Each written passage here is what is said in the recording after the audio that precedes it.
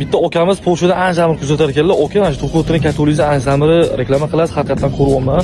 Yaxshi effekt beryapti deb zakaz qiluvdilar. Xudo xolasa, shu mana yomg'ir ham boshlandi. Okamizga dastlabki qilib berdik. 300 kvadratli to'qotining katolimiz. Ya'ni ko'pchilik savol beryapti. Buni ham atapeniga, ham issiq suv olasizlar. 1 minutiga 13 litrdan 15 litrgacha issiq suv chiqarib beradi. Zo'rur. Bitta mana shu galerikada ishlaydi. Xudo xolasa uyga ham qurilishi boshlab yuboribdilar. Ularga olib kelib berdik. Dokumentlar bilan xudo xolasa.